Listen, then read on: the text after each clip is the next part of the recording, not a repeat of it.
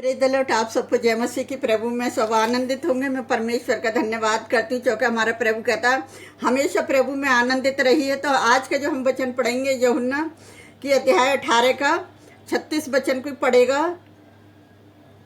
यीशु ने उत्तर दिया, मेरा राज्य संसार का नहीं। यदि मेरा राज्य संसार का होता तो मेरे सेवक लड़ते कि मैं यहूदियों के हाथ सौंपा ना जाता, परंतु मेरा राज्य यहाँ का नहीं।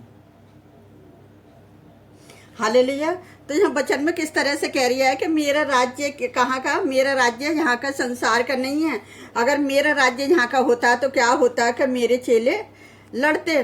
तो इसीलिए अगर हम इसमें पढ़ेंगे, जब पिलातुस ने 35 में कि पिलातुस ने उत्तर दिया कि क्या मैं यहूदी हूँ कि तेरे ही जाति और प्रधान याजकों जो तुझे मेरे हाथों में सौंपा है, तो तूने क्या किया है? जिस तरह से हमने इसमें पढ़ा था 36 में, जैसे हम 37 में पढ़ेंगे 37 में, पिलातुस ने उससे कहा तो तू राजा है? यीशु ने उत्तर दिया, तू कहता है कि मैं राजा हूँ। मैंने इसलिए जन्म लिया है और इसलिए संसार में आया हूँ कि सत्य की गवाही दूँ। जो कोई सत्य का है वही मेरा शब्द सुनता है। हालेलुया। तो 38 में पिलातुस ने उससे कहा, सत्य क्या है? उससे आकर कहने लगा, यहूदियों के राजा, प्रणाम, और उसे थप्पड़ मारा। और तभी पिलातुस ने उसे बाहर निकाल कर लोगों से कहा, देखो मैं उसे तुम्हारे पास बाहर लाता हूँ ताकि तुम ही जानो कि मैं उसमें कुछ भी दोष नहीं पाता। तो आज भी लोग उसमें कोई दोष नहीं पाते। जो लोगों को आज सताव कर रहे हैं, आज जो यीशु मसीह के लोग जो सत्य को जानते हैं उनके ऊपर भी ऐसा ही सताव हो रहा है जिस तरह से यीशु मसीह के साथ सताव हुआ था। यीशु मसीह ने साफ कह दी, मैं संसार का राजा नहीं हूँ। यीशु ने उनसे कहा कि मेरा राज्य संसार का राज्य नहीं है। उसने ये स्वीकार किया कि वह राजा था, परंतु वैसे ही राजा नहीं जैसे पिलातुस सोच रहा था।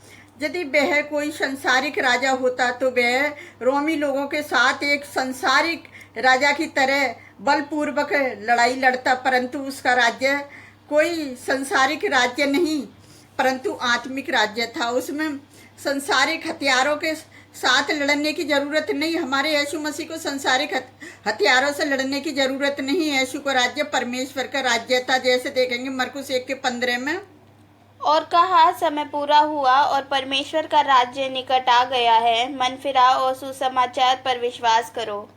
हालेलुया। तो ऐसे ही जो संसारिक हथियार से लड़ने की जरूरत नहीं है। और आज भी मसीह विश्वासी लोगों को किसी हथियार से लड़ने की जरूरत नहीं है, क्योंकि वो हमारा परमेश्वर यहोवा है, जो कभी कभी इस दुनिया में सच को भी अपराधी की तरह खड़ा होना पड़ता है। जब यीशु मसीह को पिलातुस के सामने लाया गया तभी वह भी कोई अपराधी नहीं था, वह एक राजा था, सच्चाई के राजा और प्रेम के राजा और उद्धार के राजा। फिर भी लोगों ने उस पर क्या करा? झूठे आरोप लगाए और उन्हें अपराधियों की तरह क्या करा?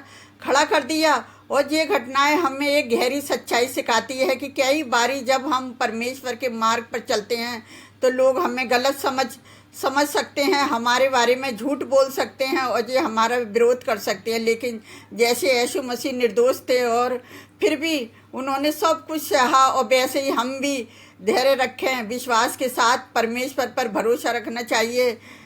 और यीशु ने उन्हें अपना समय अपना बचाव करने के लिए भी शक्ति का उपयोग नहीं किया। उन्होंने नम्रता और प्रेम के साथ सब कुछ सह लिया, क्योंकि उसे पता था कि उसका बलिदान पूरी मानव जाति के उद्धार के लिए है। क्रूस का मार्ग दर्द भरा था, लेकिन उस मार्ग में दुनिया के जीवन में आशा थी।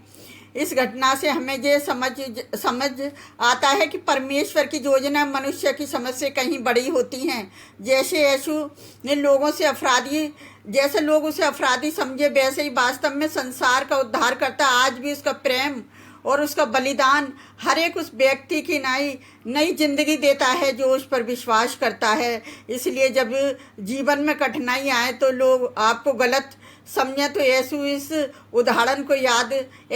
उदाहरण को याद कर रखे कि परमेश्वर सच्चाई को देखता है और अंत में सच्चाई की विजय होती है। यीशु ने जो सहा वह भी हमें भी जो विश्वास दिलाता है कि अंधकार चाहे कितना भी बड़ा क्यों ना हो, परमेश्वर का प्रकाश अंत में उससे भी बड़ा चमकता है, उससे भी बड़ा उसका प्रकाश है, क्योंकि परमेश्वर का जो प्रकाश है तो इसीलिए हम में यीशु मसीह की ज्योति हैं। जैसे यीशु मसीह जगत की ज्योति था और ऐसे ही हम भी क्या है कि इस जगत में ज्योति है, तो हमें ज्योति की तरह चमकना है। तो मैं अपने परमेश्वर का धन्यवाद करती हूँ। मेरे प्यारे भाई बहनों, मसीह आपकी को किसी से घबराने की ज़रूरत नहीं है। बस आप परमेश्वर का वचन पढ़िए और वचन प्रचार करिए और बाकी परमेश्वर पे छोड़ दीजिए और धीरज धरिए, क्योंकि परमेश्वर दयालु और अनुग्रहकारी है।